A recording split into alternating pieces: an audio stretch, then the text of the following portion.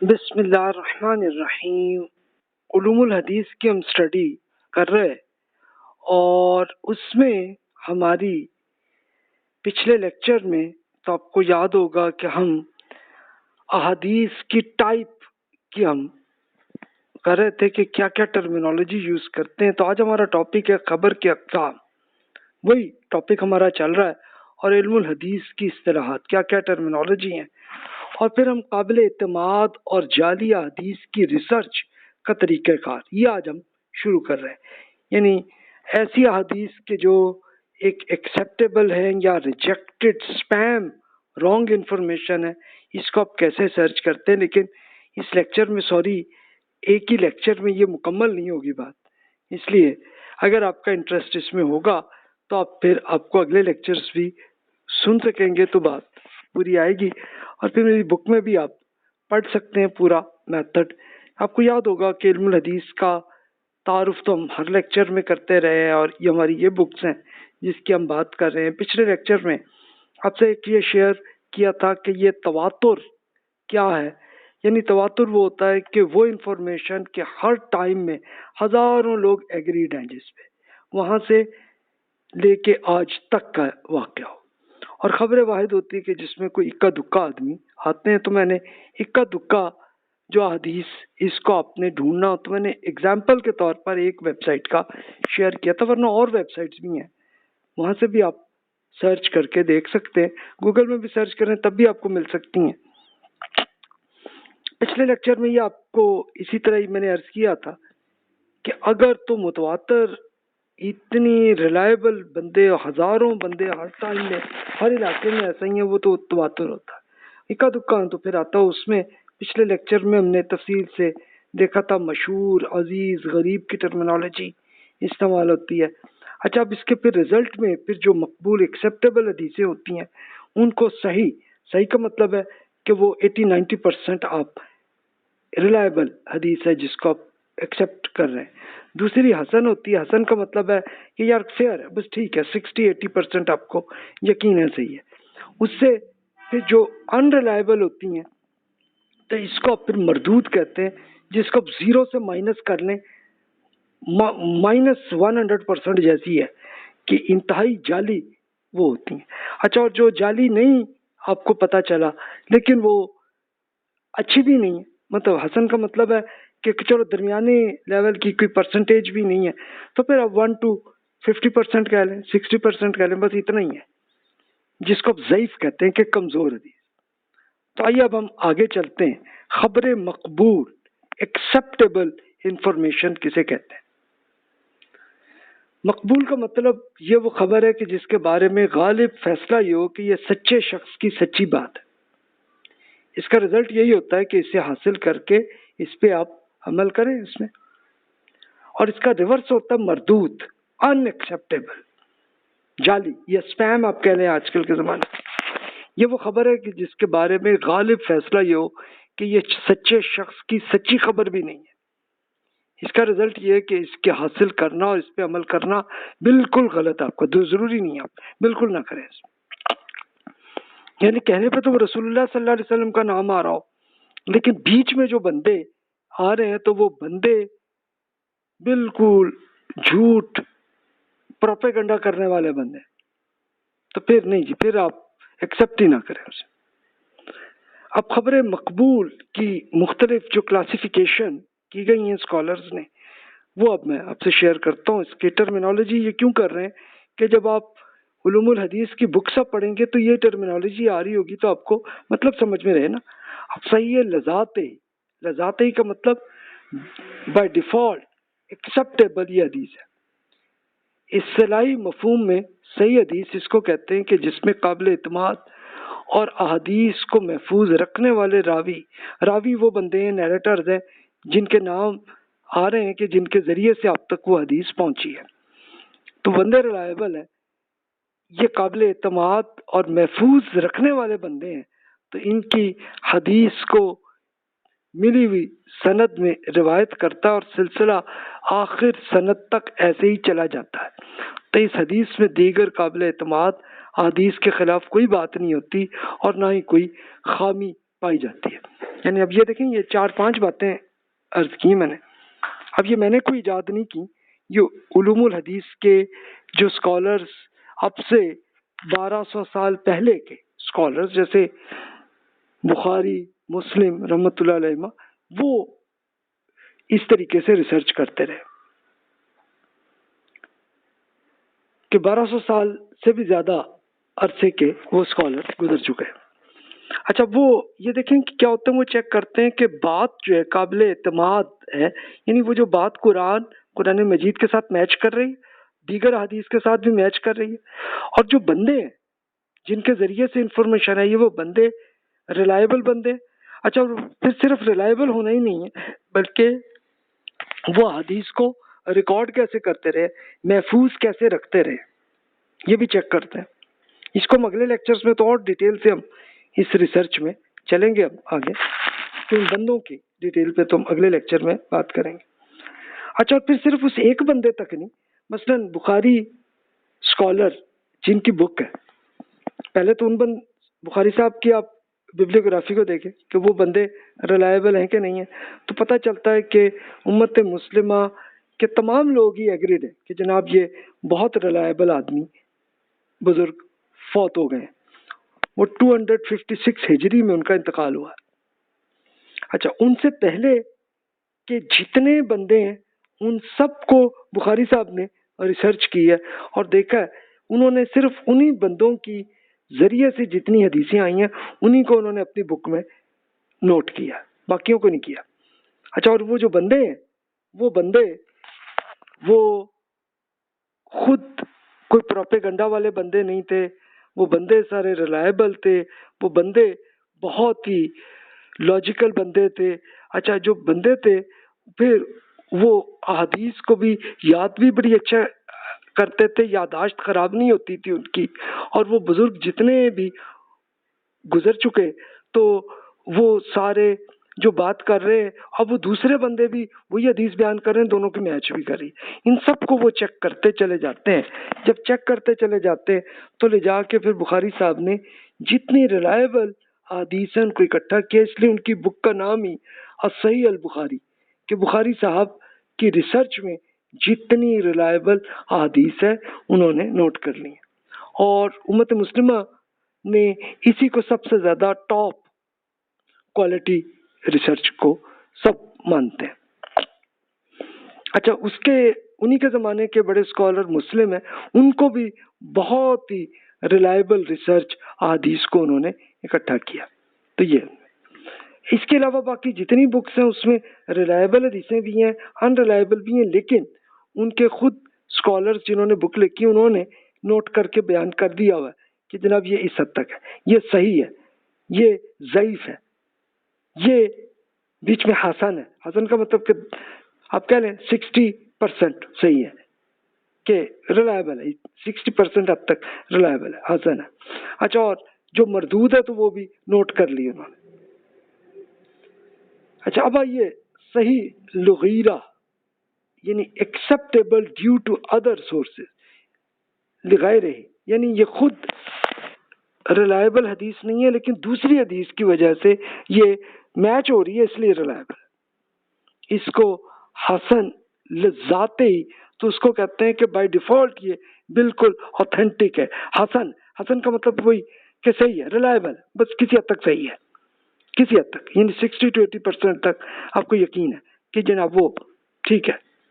تو اس کو حسن لذاتے ہی کہتے ہیں. اور وہ سند اپنی سند جیسی بھی ہو اور اس سے بھی زیادہ مضبوط ہو، اور پھر اس کو صحیح لغیر ہی کہتے ہیں، یعنی خود اتنی ریلائبل اتنی نہیں ہے لیکن دوسری حدیث کے ساتھ میچ کر کے وہ صحیح ہو رہی ہے، تو دوسری حدیث کی وجہ سے یہ میچ ہو کے یہ آپ کے لیے ریلائبل بن جاتی ہے. تو اس کو دوسری سند یعنی چین آف نیریٹرز پہ کہتے ہیں. مثال کے طور پر ایک حدیث آتی ہے مثلا مسٹر اے بی سی، 3 آدمیوں کے ذریعے آ رہی ہے، اس میں سے پتہ چلا کہ مسٹر بی ریلائبل نہیں ہے اتنے. اچھا ریلائبل ہیں لیکن وہ ان کی یادداشت اچھی نہیں گزری تو ہو سکتا ہے بھول گئے ہو، تو یعنی غلطی کے چانسز بن گئے نا. اچھا دوسری حدیث کی بات اس میں وہی ہے، اس کے اندر مثلا مسٹر MNG، یہ 3 افراد ہیں اور وہ تینوں ہی ریلائبل ہیں اور ان کی میموری بھی بڑی اچھی ہے اور بات ایک ہی ہے، تو پھر اس کا مطلب ہے کہ پھر وہ ABC والی بات بھی پھر صحیح ہے، پھر آپ اسی طرح میچ کر کے آپ کو پتا چل جاتا ہے. تو یہ ہے اس میں. تو جناب اس کو حسن لذات ہی کہتے ہیں، بائی ڈیفالٹ فیئر ہے، یعنی اتنی اچھی ہے کہ جس میں آپ بائی ڈیفالٹ ہی اس کے اندر مثلاً وہ مسٹر MNG یہ تینوں بندے بہت ریلائبل ہیں، کافی ریلائبل ہے، تو یہ حسن ہے کہ کافی ریئر ہے. اچھا، حسن لغیری کے دوسروں کی وجہ سے acceptable fair due to other information, دیگر حدیث کے ذریعے سے جو بات آئی ہے تو وہ ریلائبل ہے.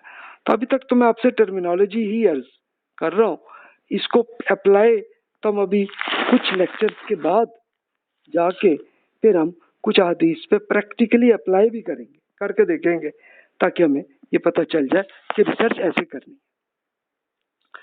اب خبر مقبول کی ٹائپس کیسی ہیں؟ جیسے ایک صحیح لذاتی، ایک صحیح کا مطلب کہ بالکل آپ کے بائی ڈیفالٹ ریلائبل، اور صحیح لغیری کہ دوسروں کے سورسز کے ذریعے سے یہ ریلائبل ہے.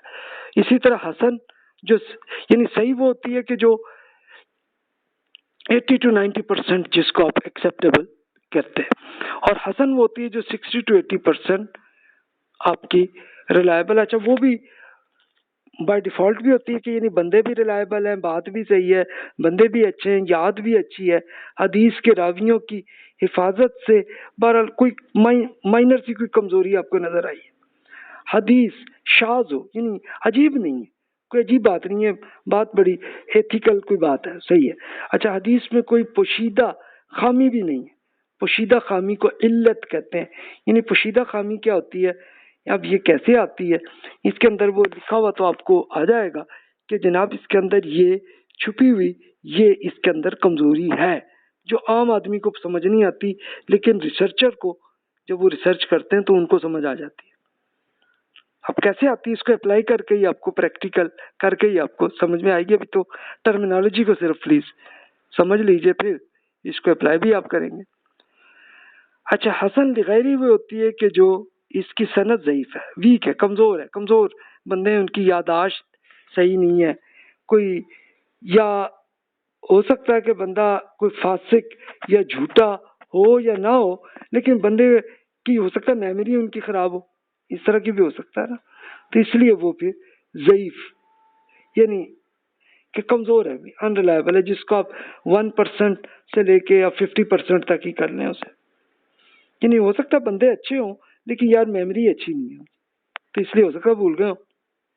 اچھا، یہ بندے پتہ چل گیا کہ یار بندے پروپیگنڈا کرنے والا بندہ، تو پھر آپ 1% تک اسے لے جائیں. ہو سکتا ہے اس کو 0%، 0 سے -0 سے -10% لے جائیں.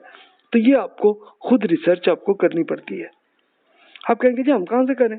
آپ کو کرنی نہیں ہے، یہ کر لیا جیسے صحیح بخاری مسلم صاحب نے، کچھ اور اسکالرز نے یہ کر لیا، ان کو پڑھ کے سمجھنا ہی ہے آپ نے بس، یعنی آپ کا کام اتنا ہی ہے.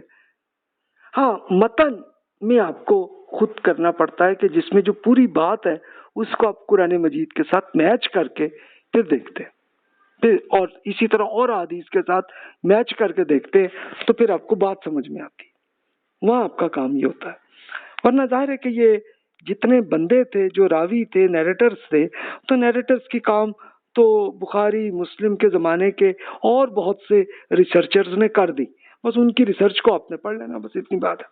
ظاہر اب وہ بزرگ جو اب سے کوئی 1300 سال پہلے فوت ہو گئے، اب ہم تو نہیں ان کو ڈھونڈ سکتے نا، لیکن بخاری صاحب نے اس زمانے میں کر لیا.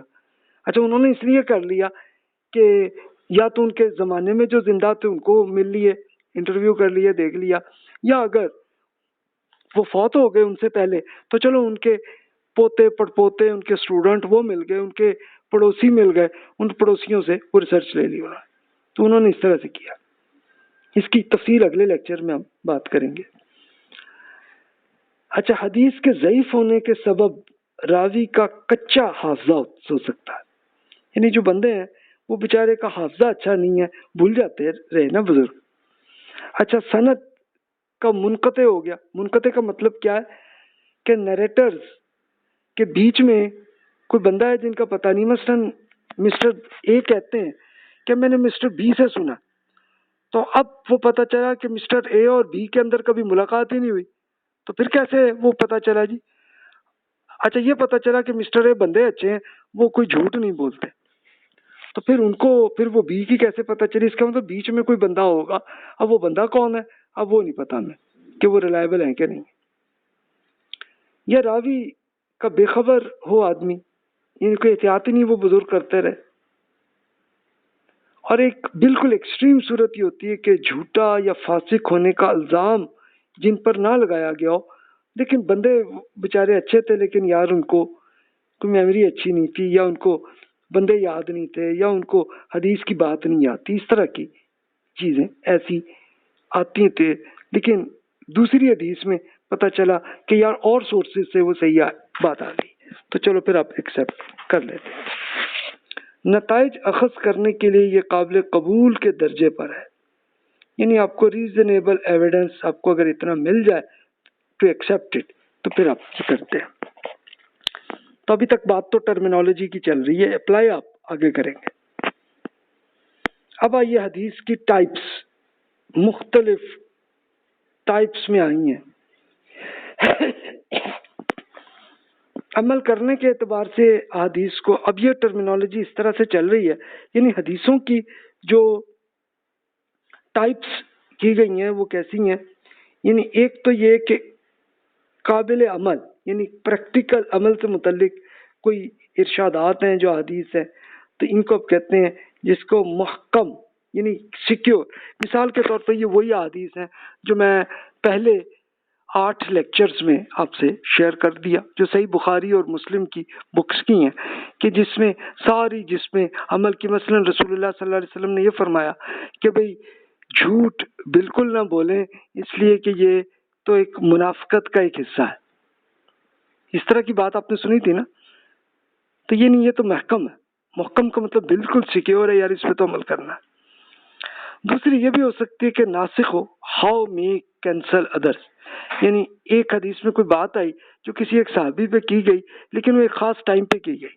مثال کے طور پر ایک صحابی کو نہیں، یعنی کچھ صحابہ کو ایک یہ حکم دیا گیا کہ بھی آپ فلاں آدمی کہ وہ دشمن ہے، مدینہ منورہ پہ حملہ کرنے وہ آ رہے ہیں، آنے کی تیاری کر رہے ہیں، تو آپ یہ ایکشن کریں اور جا کے ان کو کر لیں۔ اب صحابہ کرام نے وہ عمل کیا، اب ظاہر ہے وہ عمل انہی کے حد تک تھا، وہ ہم پہ نہیں، اب ہمارے ساتھ نہیں ہے معاملہ وہ، تو وہ اس لیے ان کو ہم کہیں گے کہ یہ منسوخ ہو جاتی ہے۔ تو ناسخ وہ ہے کہ جو کینسل کر دیتی ہے، یعنی رسول اللہ صلی اللہ علیہ وسلم نے کوئی عمل جو ہے اس کو اجازت دی کہ یہ کریں، لیکن پھر کچھ عرصے کے بعد بتا دیا دوسروں کو کہ یہ آپ نے نہیں کرنا ہے، تو یہ ناسخ ہے۔ اور منسوخ وہ ہے کہ جو منسوخ ہو گئی، کینسل ہو گئی، یعنی ناقابل عمل، کہ جو عمل نہیں ہو سکتا، تو وہ منسوخ بھی ہو سکتا ہے اور مختلف بھی ہو سکتا ہے، کہ جس میں کنفیوزڈ کوئی بات ہے کہ جو آپ کو کلیئر نہیں آئی، تو اس طرح کی ہو سکتی ہے۔ تو یہ ٹرمینالوجی اس طرح کی آئے گی۔ آپ حدیث کی جب ریسرچ کریں گے تو آپ کو وہ لکھا ہوا آ جائے گا کہ یہ منسوخ لکھا ہوا آ جائے گا، تو آپ کو پتہ چل جائے کہ یار یہ کینسل ہے، یا یہ ناسخ ہے کہ جو کینسل کر رہی ہے کسی اور حدیث کو۔ تو اس طرح کی ریسرچ میں یہ آتا ہے۔ اچھا، حدیث اور ٹائپس کی بھی ہوتی ہیں، نسبت کے اعتبار سے بھی ہوتے ہیں، سورسز کون ہے۔ ایک اس طرح کی ٹرمینالوجی آتی ہے حدیث قدسی، کہ جس میں اللہ تعالیٰ کا حکم ہے، یعنی اب رسول اللہ صلی اللہ علیہ وسلم نے اس طرح سے بیان فرمایا کہ بھی اللہ تعالیٰ نے یہ فرمایا۔ کچھ ایسی حدیثیں آپ کو ملیں گی، اس کو حدیث قدسی کہتے ہیں۔ مرفوع حدیث وہ ہوتی ہے کہ جس میں رسول اللہ صلی اللہ علیہ وسلم کے ارشادات آتے ہیں، جس کا سورس کون ہے، وہ رسول اللہ صلی اللہ علیہ وسلم۔ اچھا، تیسرا سورس ہو سکتا ہے کہ کسی صحابی کی بات آ رہی ہے، کہ صحابی نے کوئی دیکھا کوئی واقعہ اور آپ نے بیان کر دیا، اس کو موقوف کہتے ہیں۔ اچھا، اگر ایک صحابی سے بھی نیچے لیول پہ آ جائیں، اگلی نسل میں کسی نے کوئی بات بیان کر دی ہے، اس کو مقطوع کہا جاتا ہے۔ مقطوع کا مطلب کٹی ہوئی، یعنی اب یہ نہیں پتا کہ یہ رسول اللہ صلی اللہ علیہ وسلم کی بات نہیں ہے، یعنی یہ بیچ میں بعد میں آ کے کوئی 100 سال بعد کے ایک کوئی اسکالر کی بات ہے، تو اس کو اس طرح سے ہوتا ہے۔ تو اس لیے یہ اصل میں ہوتا کیا ہے کہ اس پورے کو یعنی حدیث کے اندر، بکس کے اندر کچھ باتیں ہوتی ہیں کہ جو اللہ تعالیٰ کی بات ہو رہی ہوتی ہے، کچھ ایسی بات ہوتی ہے جو رسول اللہ صلی اللہ علیہ وسلم کے ارشادات ہوتے ہیں، کچھ ایسی حدیث بھی ہوتی ہے جس میں کسی صحابی کی بات ہو رہی ہوتی ہے، اور کوئی اکا دکا کوئی ایسی بھی مل جاتی ہے کہ جس میں صحابی نہیں بلکہ ان کے کسی اسٹوڈنٹ کی بات چل رہی ہوتی ہے۔ تو اس لیے آپ کو یہ ضرور چیک کر لینا چاہیے کہ یہ بات کس کی ہے، کیونکہ تبھی آپ کو پتہ چلے گا نا کہ یہ کوئی دین کا حکم ہے یا کسی کے اپنی ریسرچ یا تجربہ ہے، بس یہ بات ہے۔ اچھا، ایک اور ٹرمینالوجی ایسی بھی آتی ہے مسند۔ مسند کہتے ہیں اباؤٹ دا پروفٹ صلی اللہ علیہ وسلم، یعنی رسول اللہ صلی اللہ علیہ وسلم کے بارے میں کوئی بھی بات یا آپ نے کوئی ارشاد فرمایا یا عمل کیا تو اس کو مسند کہتے ہیں۔ مسند کا مطلب کہ جو رسول اللہ صلی اللہ علیہ وسلم سے متعلق بات ہے، اب چاہے وہ ریلائبل ہے یا نہیں، وہ اگلی ریسرچ اس کے بعد ہوتی ہے۔ یعنی یہ اصل ٹرمینالوجی آپ بس یہ سمجھ لیں اس ٹائپس کو، تاکہ آپ سمجھ سکیں کہ یہ رسول اللہ صلی اللہ علیہ وسلم سے متعلق کوئی بات ہے۔ متصل یعنی کنیکٹڈ ٹو دا پروفٹ صلی اللہ علیہ وسلم۔ متصل وہ ہوتی ہے کہ جن صاحب نے یہ بک لکھی، مثلا بخاری صاحب نے لکھی ہے، تو بخاری صاحب نے جس سے سنی اس کے نام، پھر اگلی نسل کے نام، پھر ان کے اپنے بزرگ کے نام، سب سے لیتے لیتے صحابی تک، صحابی سے رسول اللہ صلی اللہ علیہ وسلم تک ہو، تو اس کو متصل کہتے ہیں کہ بالکل کنیکٹڈ، ایک آپ کو سورس پورا مل گیا آپ کو۔ اچھا، ایک تیسری ٹرمینالوجی آتی ہے زیادات الثقات، یعنی additional sentence of other reliable narrators. یعنی حدیث کے اندر یہ ہوتا ہے کہ رسول اللہ صلی اللہ علیہ وسلم کے کچھ ارشاد آ گئے، بات ہو گئی، ہوتے ہوتے پھر بیچ میں کسی ایک آدمی نے بیچ میں کوئی اپنی بات بھی بیان کر دی۔ اچھا، وہ اگر تو وہ لکھا ہوا اسی کے اندر ہونا تو آپ کو پتہ چل جاتا، اچھا ٹھیک ہے جی، اس میں مثال کے طور پر بیچ میں ایک کوئی عبداللہ صاحب کوئی بزرگ تھے، انہوں نے یہ بات کی ہے، ٹھیک ہے، چلو عبداللہ صاحب نے جو بھی بات کی آپ سوچ لیں ٹھیک ہے کہ نہیں ہے، لیکن آپ کو یہ پتہ ہونا چاہیے کہ رسول اللہ صلی اللہ علیہ وسلم کی بات ہے یا کسی اور بندے کی بات ہے، اس لیے اس کو زیادات الثقات آپ اس کو ضرور چیک کرتے ہیں۔ پھر آپ کو مزید چیک کرنا ہوتا ہے شاہد یا تابع۔ اب یہ کیا ہوتا ہے؟ فردر ایویڈنس، مزید ایویڈنس سے بھی آپ دیکھتے ہیں کہ جس سے آپ کو یہ پروف آئے کہ یہ رسول اللہ صلی اللہ علیہ وسلم کی بات ہے یا کسی اور کی ہے۔ آئیے اب ہم اس کی ایک ایک کی تفصیل کو شیئر کرتے ہیں۔ اب ہم پہلے محکم سے ہم سٹارٹ کرتے ہیں بات۔ محکم جیسی ہم نے ابھی عرض کی تھی نا آپ سے، یہ دیکھیں ہم نے شروع میں محکم کی بات کی کہ محکم کیا ہے، اس ٹرمینالوجی کا مطلب کیا ہے کہ مضبوط بات۔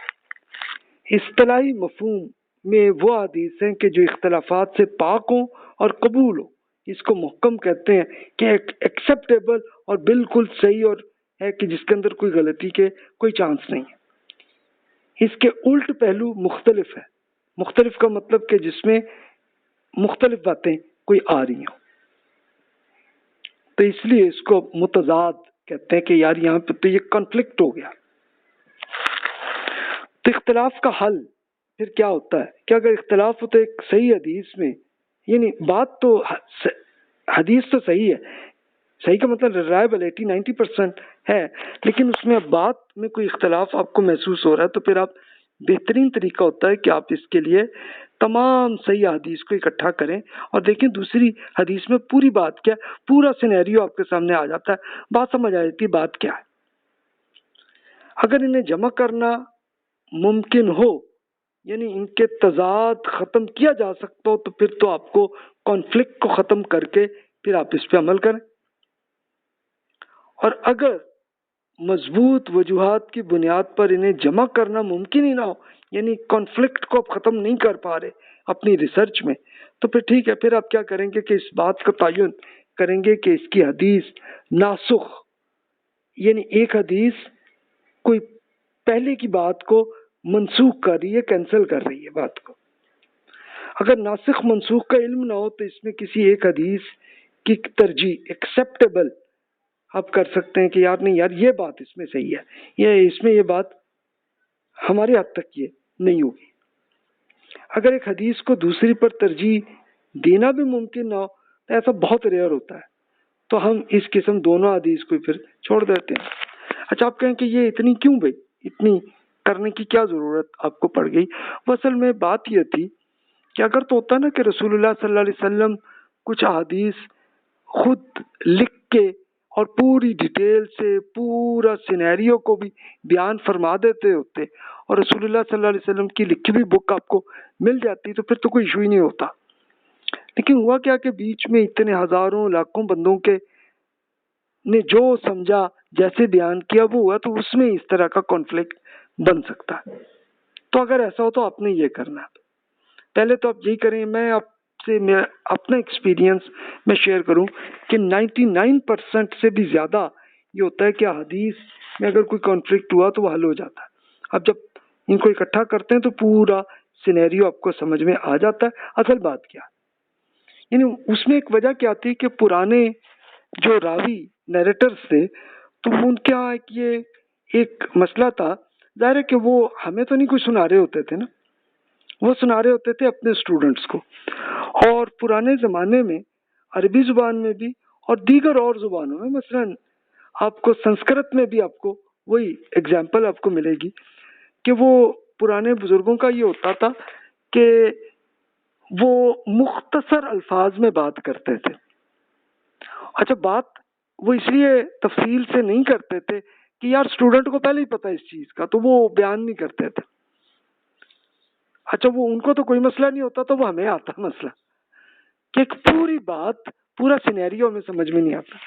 اچھا اس میں ہوتا یہ ہے کہ اب آپ دوسری حدیث میں وہی بات جب دیکھتے ہیں نا تو اس میں پھر کوئی اکا دکا کوئی ایسے مل جاتے ہیں جنہوں نے تفصیل سے بات کی ہوئی ہو، تو آپ کو پھر پورا سینیریو سمجھ میں آ جاتا ہے۔ تو بات ساری ہے، تو یہ بہت ریئر کیس ہی ہوگا جس کو آپ 1% سے بھی کم ہی سمجھیں کہ کوئی اگر ایسا آ جائے کہ جس میں آپ کو نئی کانفلکٹ کا حل مل رہا ہے تو پھر چھوڑ دیں اس کو، پھر یہی کر سکتے ہیں۔ کیونکہ رسول اللہ صلی اللہ علیہ وسلم جب ہم سے کوئی حکم کریں گے پھر تو اتنا کلیئر کریں گے کہ جس میں اختلاف بھی نہ ہو۔ تو اب یہ ظاہر ہے کہ بندوں کے ذریعے آئی نا، تو وہ بندوں کے ذریعے میں آپ کو سب کو سرچ کرتے ہوئے دیکھنا پڑ رہا ہے، تو کانفلکٹ کو آپ پھر دوسری حدیث کے ساتھ میچ کر کے آپ دیکھتے ہیں، تب آپ کو بات سمجھ میں آ جاتی ہے۔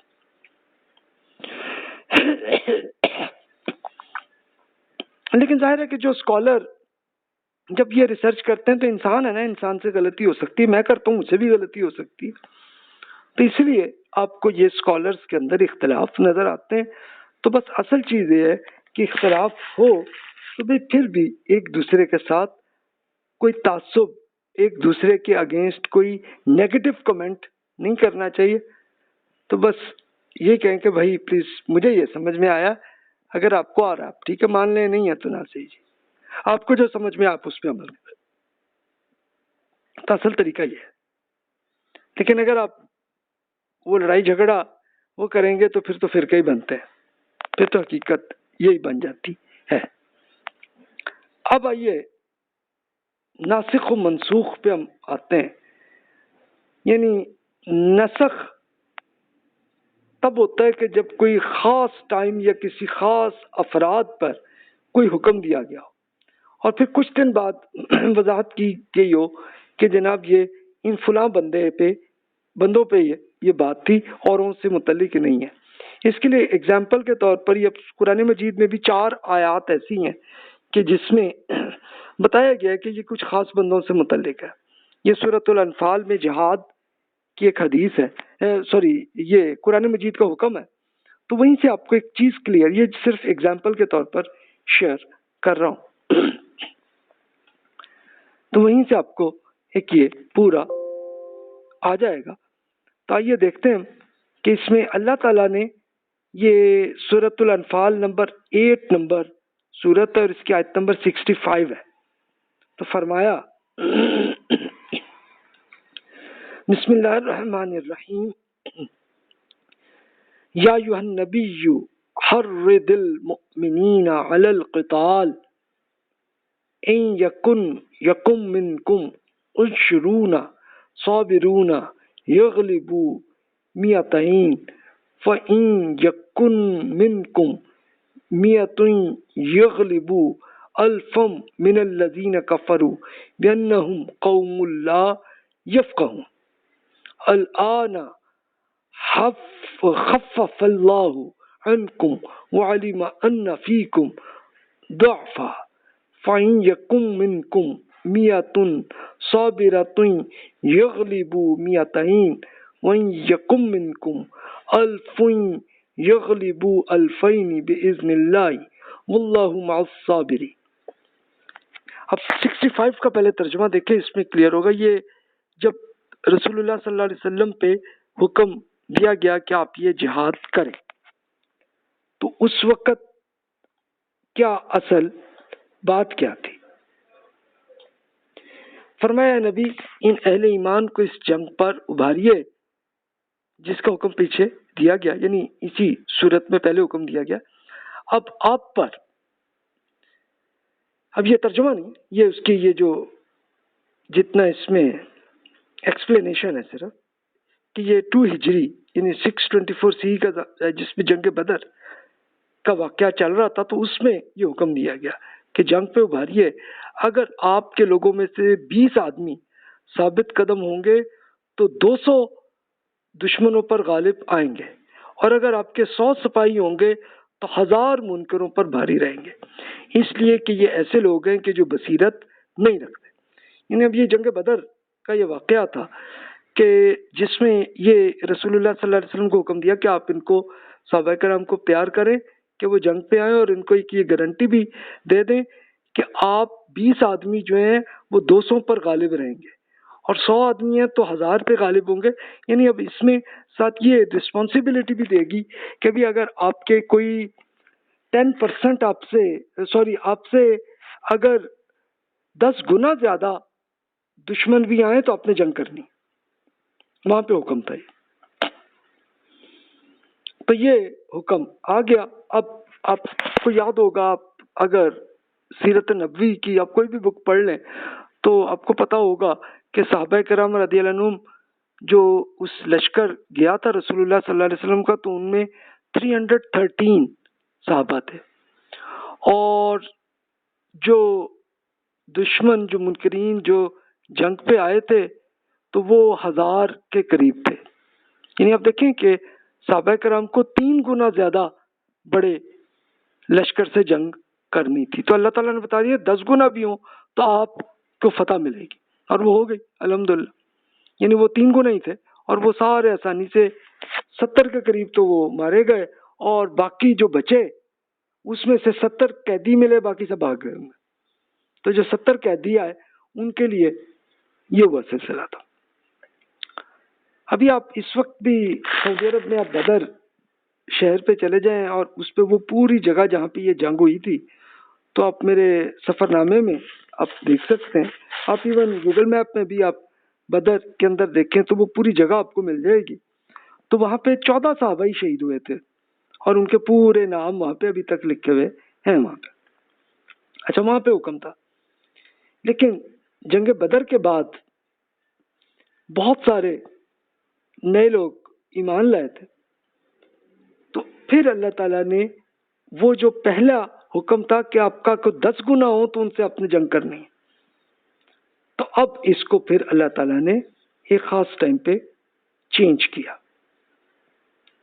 اب یہ اگلی آیت میں بتا دیا، یہ دیکھیں 66 میں یہ آیا، اس کا ترجمہ ہے کہ اس وقت البتہ اللہ تعالیٰ نے آپ کا بوجھ ہلکا کر دیا ہے، اس لیے کہ اس نے جان لیا ہے کہ اب کیونکہ نئے اہل ایمان کی تربیت ابھی نہیں ہوئی ہے تو آپ میں کچھ کمزوری آ گئی ہے، چنانچہ اب ذمہ داری جو ہے آپ 100 ثابت قدم ہوں گے تو 200 پر غالب ہوں گے، اور اگر آپ 1000 ایسے ہوں گے تو اللہ تعالیٰ کے حکم سے 2000 پر بھاری رہیں گے۔ اللہ تعالیٰ ان لوگوں کو کے ساتھ ہے جو اس کی راہ میں ثابت قدم رہیں۔ تو اب دیکھیں کہ یہ رسپانسبلٹی جنگ بدر کے بعد، یہ اب 3 ہجری اس میں جنگ احد ہوئی تھی، تو اس وقت پھر اللہ تعالیٰ نے بتا دیا کہ بھی اب آپ کے یہاں یہ کمزوری آئی، ظاہر ہے کہ بہت سارے لوگ ایمان لائے تھے تو وہ ابھی تربیت ان کی اتنی نہیں ہوئی تھی، تو اس لیے بتا دیا کہ بھی اب آپ پہ رسپانسبلٹی یہ ہے کہ آپ نے بس کوئی ڈبل تک جو زیادہ ہوں گے ان سے آپ نے جنگ کرنی ہے، باقیوں سے آپ کو کوئی ضرورت نہیں ہے. تو یہی پھر حکم آپ کو دیا گیا. تو فرمایا اگر اس سے زیادہ ہوں تو پھر آپ کو کوئی ذمہ داری نہیں ہے، وہ پھر اللہ تعالیٰ اپنے فرشتوں سے کر لے گا. لیکن وہ ایکچولی اتنی آئے کہ وہ ڈبل کی حد تک ہی آئے تھے تو ان سے جنگ عہد ہوئی. اب جنگ عہد میں وقتی طور پر کچھ گھنٹوں کے لیے صحابہ کرام کو کافی زحمت ہوئی تھی رسول اللہ صلی اللہ علیہ وسلم کو، لیکن پھر جو منکرین ہیں وہی چھوڑ کے بھاگ گئے. تو رسول اللہ صلی اللہ علیہ وسلم کو حکم ہوا آپ جناب ان کا پھر آپ جائیے اور ان کے ساتھ آپ کریں. اور پھر زخمی صحابہ کے ساتھ رسول اللہ صلی اللہ علیہ وسلم گئے، کوئی یعنی مسجد نبوی سے تقریباً کوئی اراؤنڈ کوئی 10 کلومیٹر تک جا کے. لیکن اب منکرین نے پھر جنگ ہی نہیں کی، نہیں جی چھوڑیں جی ہم اگلے سال ہی آپ سے جنگ کریں گے، ہم جاتے ہیں. ان کو چھوڑ کے چلے گئے تھے.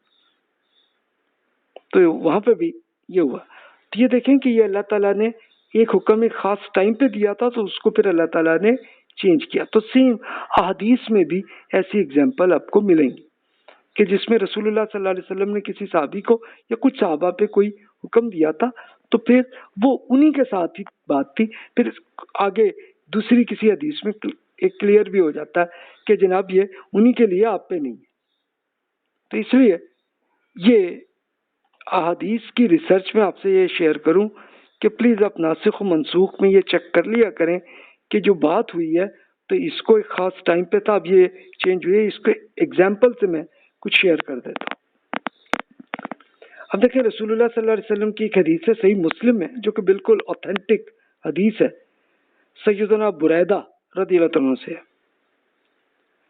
کہ اس میں رسول اللہ صلی اللہ علیہ وسلم نے فرمایا میں نے آپ کو قبروں کی زیارت سے منع کیا تھا، لیکن اب آپ ان کی زیارت کر لیا کریں کیونکہ یہ آخرت کی یاد دلاتی ہے. یعنی ہوا یہ تھا کہ رسول اللہ صلی اللہ علیہ وسلم نے کچھ ٹائم کے لیے صحابہ کرام کو اور خواتین پہ خاص طور پر روکا تھا بھی آپ یہ قبروں کے پاس نہ جائیں. اس لیے وہ کیوں تھا کہ ظاہر ہے کہ ابھی ابھی نئے نئے ایمان لائے لیکن پرانی عادت ہوگی نا کہ ظاہر ہے کہ پہلے لوگ جو ہے جہالت کے زمانے میں وہ قبروں میں جا کے وہاں جا کے روتے تھے اور وہاں سے عقیدت کرتے تھے اور اپنے ان کے جو بھی بزرگ فوت ہو گئے انہیں کو کہتے تھے بھائی تم ہمارے لیے دعائیں کرو اور ان چیزوں کے لیے کہتے تھے. اس لیے رسول اللہ صلی اللہ علیہ وسلم نے وقتی طور پہ صحابہ کرام کو روکا تھا بھی آپ نہ جائیے. اب جب دیکھا کہ یار ان کی ٹریننگ ہو گئی، ان کو سمجھ میں آ گئی ہے کہ قبر پہ جو جانا بس صرف اتنا ہی کرنا ہے کہ آپ کے جو بھی بزرگ فوت ہوئے ہیں تو ان کے لیے اللہ تعالیٰ سے آپ دعا کریں کہ اللہ اس کی مغفرت کر دیں، بس اتنی بات ہے، اس سے زیادہ کچھ نہیں کرنا. صحابہ کرام کو سمجھ آ گئی تو بتا دیا کہ ٹھیک ہے جی اب جائیں. اب دیکھیں پورے سینیریو سے آپ کو بات سمجھ میں آ جاتی ہے.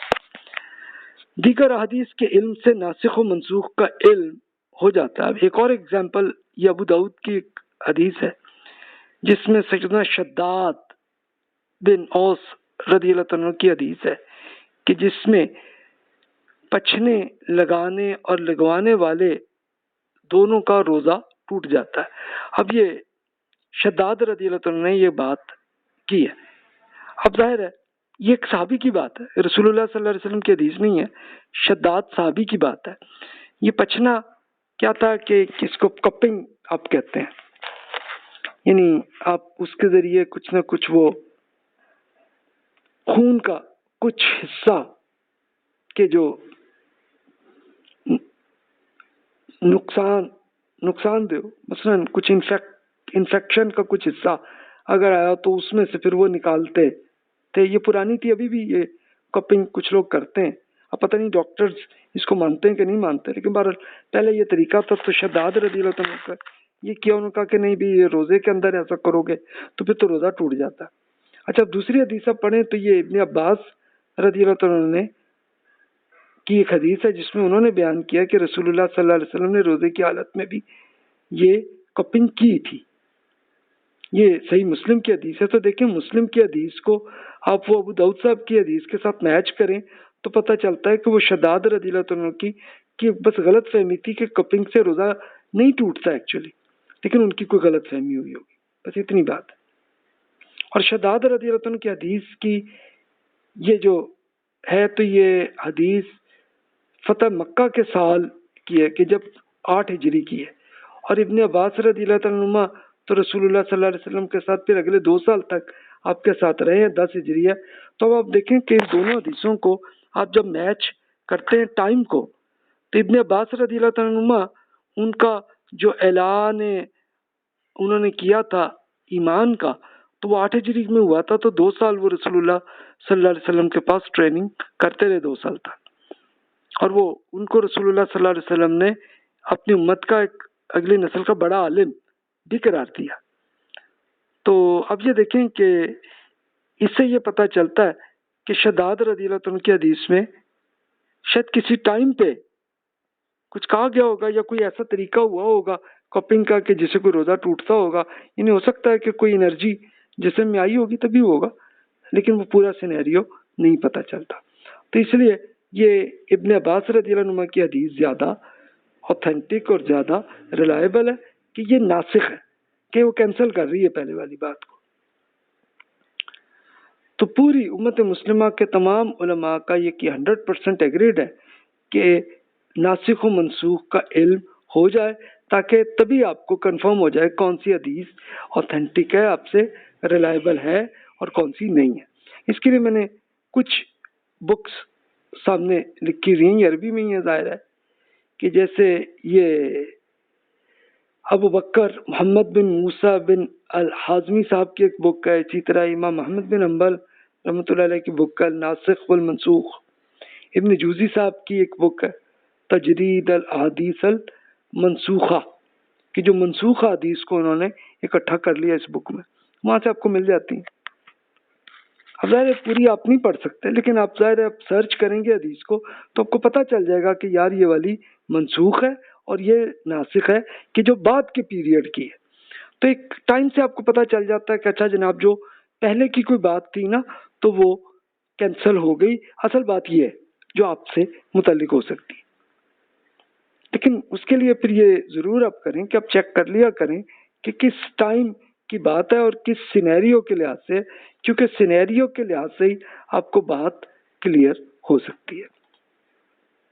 اچھا، ایک ہے خبر مردود، ریجیکٹڈ، اسپیم، رانگ انفارمیشن۔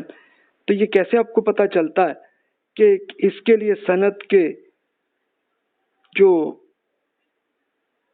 چین ہے، پوری چین آف نیریٹرز، اگر مثال کے طور پر لکھا ہوا مسٹر اے نے بی سے سنا، بی نے سی سے، سی نے ایف سے، ایف نے ایم سے، تو یہ ایف نے اور ایم کے بیچ میں کوئی بندہ ہے، کیونکہ ایف اور ایم میں ملاقات ہی نہیں ہو سکتی۔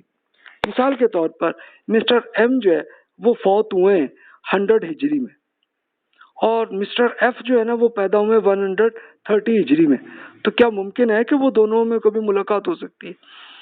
کیونکہ مسٹر ایم تو پہلے ہی فوت ہو گئے اور اس کے بعد مسٹر ایف پیدا ہوئے، تو وہ تو کبھی ہو ہی نہیں سکتے کہ وہ ایم کے اسٹوڈنٹ بن سکیں، تو بیچ میں کوئی بندہ ہے۔ ایک تو یہ آپ کو یہاں سے پتہ چلتا ہے۔ راوی کی شخصیت پر عائد کردہ الزامات، ان کو بھی چیک کیا جاتا ہے، یار یہ بندے جو ہیں، اب یہ کیسے الزام کہاں سے آتے ہیں، الزام کو ہم اگلے لیکچر میں تفصیل سے دیکھیں گے۔ اگزامپل ابھی میں شیئر کر دیتا ہوں۔ مثلا راوی کا اپنا اعلان ہو گیا کہ یار سوری یار میں جھوٹ بولتا تھا، یعنی اگلے میں توبہ کر لی نا، یا پھر راوی کے استاد یا شاگرد یا کولیگ نے بتایا کہ یار یہ صاحب بالکل جھوٹ بات بیان کرتے ہیں، یا یہ فلاں فرقے کے یا پارٹی کے ہیں اور ایک جھوٹ پروپیگنڈا ایجاد کرتے ہیں۔ یہ ایک ایگزامپل ہے، لیکن مزید ریسرچ میں ہم دیکھیں گے کہ راوی کے اور کیا کیا چیزیں چیک کی جاتی ہیں کہ جسے پتہ چلے کہ بندے ریلائبل ہیں کہ نہیں۔ تو اگر یہ پتہ چل گیا کہ یار ان میں سے یہ جو راوی ہے یہ بندہ، مثلا مسٹر سی جو ہے یہ بندہ جو ہے یہ تو ایک فلاں ایک پارٹی کے آدمی تھے اور وہ ایجنٹ تھے اور نئی نئی حدیثیں ایجاد کر کر کے اپنی مارکیٹنگ کرتے تھے، تو بس ٹھیک ہے، ابھی بندہ ریلائبل ہے۔ خبر کے متن میں قرآن مجید، سنت نبوی، اخلاقیات اور عقل عام کے خلاف کوئی بات ہو تو یہ متن، یعنی وہ جو پورا ایک جو لکھی ہوئی جو پوری بات آ رہی ہے، تو وہ بات اگر قرآن کے خلاف ہو بات، یا رسول اللہ صلی اللہ علیہ وسلم کے احکامات کے خلاف ہو، ایتھکس کے خلاف ہو، لاجک کے خلاف ہو بات، تو وہ پھر رسول اللہ صلی اللہ علیہ وسلم کی بات ہو ہی نہیں سکتی. یہ خبر مردود ہوتی ہے، ان ایکسیپٹیبل، بالکل جعلی بات ہے. تو موضوع اس کو کہتے ہیں عربی میں. موضوع کا مطلب جعلی، گھڑی ہوئی چیز بات، یعنی اصل معنی اس کا یہ ہے، یعنی ایک موضوع حدیث اس جھوٹی حدیث کو کہتے ہیں کہ جس میں گھڑ کر رسول اللہ صلی اللہ علیہ وسلم کے نام پہ لگا دی گئی ہو. یہ ہے اسپیم. اچھا، ضعیف حدیث میں سب سے بدترین درجے کی حامل ہوتی ہیں، یعنی بعض اہل علم تو اسے ضعیف حدیث میں شمار بھی نہیں کرتے. وہ ان کو، یعنی ضعیف حدیث وہ ہوتی ہے کہ جو 1% سے 50% تک ہے کہ بس یار کمزور بات ہے. اور جو موضوع یعنی جعلی ہے، اس کو تو پھر وہ مائنس، یعنی 0 سے بھی -% پہ کرتے ہیں، یار اتنی یہ جعلی بات ہے. اب یہ جعلی حدیث میں آپ یہ سن لیجئے، خود رسول اللہ صلی اللہ علیہ وسلم کے ارشاد ہے جس میں آپ نے فرمایا جس نے جان بوجھ کر مجھ سے منسوب جھوٹی بات بیان کی تو وہ سب سے بڑا جھوٹا ہے. یہ میں نے اگزامپل کے طور پہ مقدمہ مسلم بشرا ان نووی صاحب نے اس کی ایکسپلینیشن میں یہ لکھی ہے. اچھا، یہ کوئی ایک بک میں نہیں ہے، اور بہت سی بکس کے اندر یہی حدیث آتی ہے. اور لاجیکل بات بھی ہے کہ رسول اللہ صلی اللہ علیہ وسلم اللہ کے رسول ہے، تو اب رسول اللہ صلی اللہ علیہ وسلم کے بارے میں کوئی جھوٹی بات کہے گا تو یہ کتنا بڑا گناہ ہوگا، سوچیں آپ خود. تو اس کو موضوع حدیث کہتے ہیں. تو جو جعلی حدیث ہے تو اس کو تو اپنے بالکل اٹھا کے ڈیلیٹ کر دیں. لیکن آپ کہیں گے کہ اسکالرز نے کیوں نہیں کیا؟ انہوں نے بس اس لیے نہیں کیا تاکہ آپ کو پتہ چل جائے کہ یہ بالکل جعلی بات ہے، اس لیے انہوں نے کلیریفائی کر دیا. لیکن آج کل کے زمانے میں ہوتا کیا ہے کہ بہت سارے مذہبی لوگ جو ہیں وہ آپ کو ایسی جعلی حدیث کو یہ بتاتے نہیں ہیں یہ جعلی ہیں، اور وہ حدیث بڑی بیان کر دیتے ہیں. اور وہ ہوتا کیا ہے کہ یہ ان کو اپنے فرقے یا پارٹی کے پروپیگنڈا کا حصہ ہوتا ہے بس وہ، اور وہ جھوٹ کو بتاتے نہیں. آپ اس کے لیے اگزامپل آپ کو خود فیس بک میں، یوٹیوب میں، کئی لوگوں کی اپنی ویب سائٹس میں ملیں گی. اس کے لیے چلے میں اپنے لیے آپ کو عرض کر دیتا ہوں، آپ میری ویب سائٹ میں، میری بکس میں پوری کو چیک کر لیں.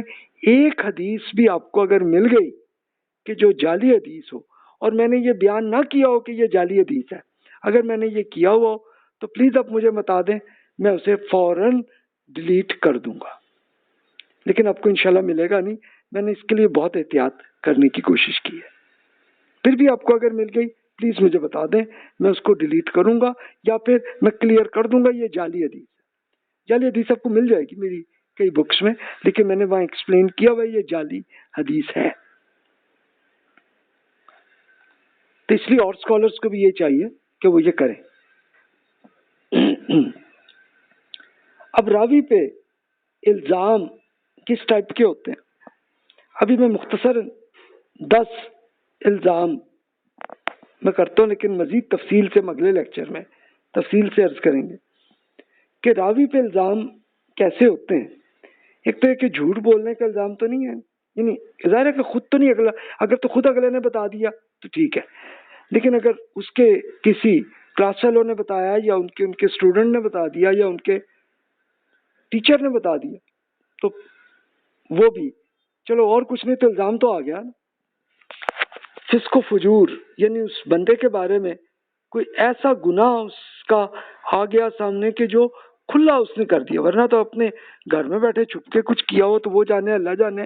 لیکن اگر کھلے عام اگر اس نے کوئی ایسی حرکت کی ہے کہ ان کے ٹیچر اور ان کے کلاس فیلو جو بتا رہے ہوں بات، تو پھر تو جناب پھر تو یہ بالکل کنفرم ہو جاتا ہے کہ یار بندہ ریلائبل نہیں ہے.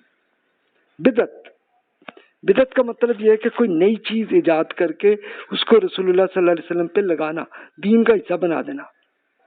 کوئی نیا مذہبی فلسفہ، کوئی مسلک، کوئی فرقہ، رسم، ان سب کو حدیث کا نام پہ وہ لوگوں کو بتاتے رہے ہیں. آج بھی آپ کو ملیں گے، فیس بک میں بھی، یوٹیوب میں بھی، واٹس ایپ میں بھی آپ کو بہت کچھ آپ کو ملے گا لوگوں کی باتیں، اور وہ بتاتے نہیں ہیں کہ یہ جعلی ہے، بلکہ اس کو وہ دین کا حصہ بنا دیتے ہیں. تو اس لیے آپ کو پلیز جہاں پہ بھی آپ کو ایک کھٹک محسوس ہو تو پھر آپ حدیث کی سرچ کر لیا کریں تاکہ پتہ چل جائے کہ یہ جعلی ہے، تاکہ آپ کو کنفرم آ جائے گا نا، یقین آ جائے گا کہ یہ جعلی حدیث ہے. جہالت عربی میں کیا ہوتی ہے کہ اگر وہ شخص دین کو نہیں جانتا تو وہ بات کچھ نہ کچھ بھی ہو سکتی ہے. اور اپنے گینگ کی جہالت یہ ہوتی رہی عربی میں، عربوں کے ہاں، کہ وہ ہمارے گینگ، ان کا گینگ ہوتے تھے اپنے قبیلے کے، کہ جناب قبیلے نے نیکی کی تو ہم بھی نیکی کریں گے، وہ برائی کریں گے ہم بھی برائی کریں گے، اور اسی کو درست سمجھیں گے. تو یہ جہالت ہی ہے. قرآن مجید میں اسی کا ہی ذکر آیا کہ بھی یہ جہالت سے بچیں. حدیث کی حفاظت سے متعلق راوی کی شخصیت کے پوری ڈیٹیل کو بھی چیک کیا جاتا ہے کہ جناب وہ حدیث کو ریکارڈ کیسے کرتے رہے، یعنی کیا اپنی ڈائری میں لکھ کے ریکارڈ کرتے رہے ہیں یا اپنی بس میموری کے اندر ہی انہوں نے یاد رکھا ہوا ہے. تو ان کا ذہن کیسا رہا ہے، یعنی وہ ٹھیک ہے جوانی میں اچھا ہوگا، بعد میں ہو سکتا ہے کہ بڑھاپے میں یادداشت ان کی خراب ہو گئی. ان سب چیزوں کو چیک کیا جاتا ہے. بہت زیادہ غلطیاں جو کرتا ہو تو یہ پتہ چلے گا کہ یار یا تو بندہ کوئی احتیاط نہیں کرتے رہے یا پھر ان کی کوئی یادداشت اچھی نہیں، یہ ہو سکتی ہے. حافظے کی کمزوری، ان چیزوں کو بھی دیکھتے ہیں کہ بھی حافظہ کیسا ہے، تاکہ یہ نہ ہو کہ وہ حدیث ایک زمانے میں یاد تھی پھر بعد میں بھول گئی، بات کا کچھ اور لفظ انہوں نے بیان کر دیا. غفلت، یہ لاپرواہی، بہت زیادہ وہمی اگر ان میں ہو تو وہمی ہو تو ظاہر ہے کہ بیچارے کنفیوز ہوں گے نا. ثقہ راویوں کی حدیث کے خلاف کوئی حدیث ہو، یعنی ثقہ راوی کا مطلب ریلائبل بندے جن کی آپ ریسرچ کر چکے، وہ سارے ریلائبل ہیں اور وہ ایک حدیث بیان کر رہے ہیں، اور کوئی ایک آدمی اور ملا کہ جو اس کی الٹی بات کر رہا، تو پھر اس کا مطلب ہے کہ وہ جو ایک بندہ ہے نا وہ ریلائبل نہیں ہوا. تو دیکھیں ان سب چیزوں کو چیک کر کے دیکھ کے کنفرم ہوتا ہے کہ یہ بالکل جعلی حدیث ہے یا ایک واقعی ایک اوتھینٹک حدیث ہے. یہ سب آپ سرچ کرنا آپ کو پڑتا ہے. تو موضوع حدیث کو کیسے پہچانا جائے، اب یہ سوال ہے آپ کا. تو جناب یہاں پہ میں شیئر کرتا ہوں آپ سے، کیا حدیث ایجاد کرنے والا خود اقرار کر لے؟ اس کے یہ ایگزامپل ایک صاحب کی ہے، انہوں نے خود، یہ ان کا نام تھا ابو اسما نو بن ابی مریم صاحب، انہوں نے خود اقرار کیا کہ میں نے قرآن مجید کی ہر سورت کی فضائل سے متعلق احادیث ایجاد کی ہیں، اور پھر انہیں اس کا پھر نام بھی ابن عباس رضی اللہ عنہ کی طرف منسوب بھی کر دی. اچھا، یہ خود ابو اسما صاحب نے اقرار کر لیا. یہ آپ نے سنی ہوگی کئی بہت سارے لوگ کے جو آپ کو نیکی کی طرف وہ کرتے ہو، کہتے ہیں جی یہ سورت پڑھو گے تو اس کا جی تمہیں یہ فائدہ ملے گا، یہ سورت پڑھو گے تو تمہاری یہ دعا قبول ہوگی. تو اس نوعیت کی یہ جتنی حدیثیں ہیں، تو یہ دیکھیں ابو اسما نو صاحب نے یہ بیان کر دی. اس طرح کے کچھ اور بندے بھی یہ کرتے رہے، لیکن ابو اسما صاحب نو تو کچھ اچھے ہوئے، انہوں نے خود بیان کر دی، بتا دیا یار میں یہ کرتا تھا، انہوں نے توبہ کر لی. چلو، حدیث ایجاد کرنے والا الٹی سیدھی بات کر کے اپنا درجہ خود کم کر لے. مثال کے طور پر ایک ایسا ہی شخص کسی استاد سے حدیث روایت کر رہا ہے، جب اس شخص سے اس کی تاریخ پیدائش پوچھی گئی تو معلوم ہوا کہ ان کے استاد تو ان سے پہلے ہی فوت ہو گئے. تو پھر اس کا مطلب ہے یار یہ بندہ جھوٹ بتا رہا ہے، کہ پھر تو ان صاحب کو چاہیے کہ جناب صحیح بندے سے ان کی بتائیں نا نام، کہ جن کے سے آپ نے سنی ہے، کہ اگر جن کا آپ کہہ رہے ہیں کہ آپ نے مثلا مسٹر بی سے سنا ہے تو وہ بندہ ہی جناب فوت ہو گئے ان کے پیدا ہونے سے پہلے، تو پھر کیسے ہو سکتا ہے؟ یہاں سے آپ کو پتہ چل جاتا ہے. حدیث وضع کرنے کے جواہد، ایک پورا ایویڈنس. جواہد کیا ہے؟ ایویڈنس ہے کہ راوی کی ذات میں پائی جائے. مثلاً راوی کسی خاص مسلک کسی فرقے کے بارے میں شدت پسندانہ رویہ رکھتا ہو اور وہ اس مسلک کو ثابت کرنے کے لیے احادیث ایجاد کرے. یہ آج کل بھی آپ کو نظر آئیں گے، آج کل کے زمانے کے بھی بڑے لوگ آپ کو ملیں گے کہ جو اچھا وہ چلو ان کو خود نہ ملی اور کوئی پرانی بک میں کہیں مل گئے تو جناب آپ کو یہ نہیں بتائیں گے کہ یہ جعلی ہے، لیکن وہ حدیث کو وہ رسول اللہ صلی اللہ علیہ وسلم کے نام پہ وہ بیان کر کے اور اپنے ایجنڈے کے مطابق اپنے فرقے کی مارکیٹنگ کر رہے ہوں گے. یہ آپ کو بہت کیس آپ کو آج بھی واٹس ایپ میں بھی آپ کو ملیں گے، فیس بک میں بھی، کئی لوگوں کی اپنی ویب سائٹس میں بھی ملیں گی اور یوٹیوب میں بھی آپ کو ملیں گی. آپ کو ایگزامپل خود حدیث میں وضع کرنے کے شواہد پائے جائیں، یہ بھی ہو نا کہ پورا ایک ایویڈنس آئے. مثلا حدیث کے الفاظ گھٹیا درجے کے ہو، یعنی جن کو عربی اچھی آتی ہو اس زمانے کی، تو پتہ چلے کہ یار اتنی ایسی قسم کی یہ رسول اللہ صلی اللہ علیہ وسلم کی بات ہی نہیں ہو سکتی.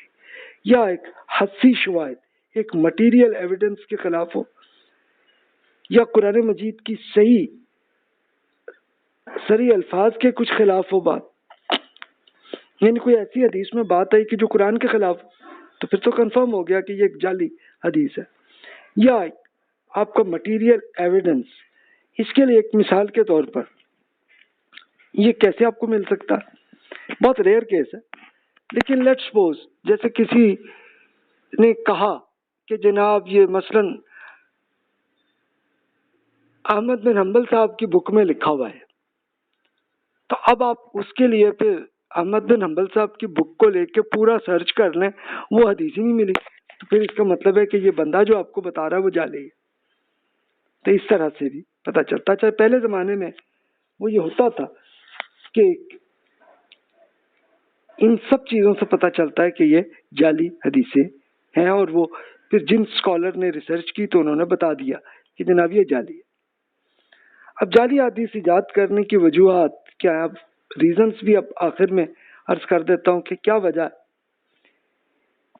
ایک تو قرب الہی کا حصول، یعنی نیکی کی طرف کچھ جعلی حدیثیں کرنا. یہ جو کرتے تھے یہ لگتا ہے کہ وہ بیچارے بالکل ان پڑھ قسم کے لوگ تھے، ان کو خود پتہ نہیں تھا کہ یار یہ حدیث جعلی ہے، تو بس جناب کوئی کسی سے سن کے جناب کا یہ تو یہ نیکی والی بات ہے، چلو جی وہ بیان کرتے تھے. اس کے لیے خود امام مسلم رحمۃ اللہ علیہ انہوں نے تفصیل سے بتایا کہ بھی انہوں نے اپنے زمانے میں دیکھیں کہ ایسے نیک لوگ کہ مسلسل مسجد میں بیٹھے عبادت کرتے ہیں، لیکن جعلی حدیثیں ان کے منہ سے نکل جاتی. کیوں؟ اس لیے کہ بیچارے ریسرچ نہیں کرتے تھے. مسلک اور فرقے کی تائید بھی کرنے کے لیے کہ اپنی پارٹی کو طاقت پہنچانے کے لیے کرتے رہے. اسلام پر اعتراضات کرنے کے لیے لوگوں نے کی. مثال کے طور پر ایک نئے شخص نے نبی کا دعویٰ کیا اور اپنے مرید اکٹھے کرنے کے لیے کچھ جعلی حدیثیں ایجاد کر کے اور لوگوں کو لگا دیا. اچھا اب دیکھا کہ یار نبی ماننے پہ کوئی نہیں مانتے، چلو نبی پہ نہیں مانتے لیکن چلو جناب ان پہ ہم امام مہدی بنا لیتے، بنا کے تو وہ جناب پروپیگنڈا کرنا.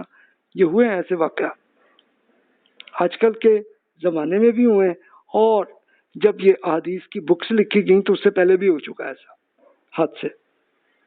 حکمرانوں کا قرب، کیونکہ ہر ایک چاہتے تھے نا کہ ایک پروموشن ہو جائے. اس کی ایک ایگزامپل یہ شیئر کرتا ہوں. جیسے ایک صاحب تھے غیاث بن ابراہیم النقی صاحب، یہ ایک خلیفہ مہدی کے پاس ہے، یہ مہدی ان کا نام تھا جو حکمران تھے. تو اب وہ مہدی صاحب کبوتر کے ساتھ کھیل رہے تھے، تو اب وہ غیاث صاحب نے فوراً ایک حدیث بیان کر دی یہ ایجاد کر کے کہ یہ جناب تیر اندازی، گھڑ دوڑ، خچر کی دوڑ اور کبوتر بازی کے علاوہ کسی چیز میں مقابلہ نہیں کرنا چاہیے. اس شخص نے حدیث میں کبوتر بازی کا بھی اضافہ کر دیا. یعنی حدیث چلو وہ اوتھینٹک بات تھی لیکن کبوتر بازی کو بیچ میں کر دیا، کیونکہ جناب چلو جی یہ بادشاہ کو یہاں پہ یہ کبوتر کا بڑا شوق ہے تو یہ کر لیا تاکہ جناب یہ پروموشن مل جائے. لیکن جو وہ مہدی بادشاہ تھے وہ اچھے پڑھے لکھے تھے، انہوں نے حدیث سے واقف تھے، انہوں نے فوراً ہی کبوتر کو ذبح کرنے کا حکم دیا، کہا میں اسے اچھی طرح خود جانتا ہوں، یہ تم بیچ میں ایجاد کر رہے نہیں۔ بندے نے، یہ غیاث نے جب جو پروموشن چاہیے تھی اس کو الٹا اگلے کو نکال دیا وہاں سے، جاب سے۔ تو دیکھیں اس طرح کی حرکتیں بھی لوگوں نے کی۔ پھر روزگار کا حصول بھی، اس کی وہی ایک ایگزامپل ہے کہ جیسے ابو سعید المدائنی ایک صاحب تھے، تو ایک قصہ گو قسم کا آدمی تھا۔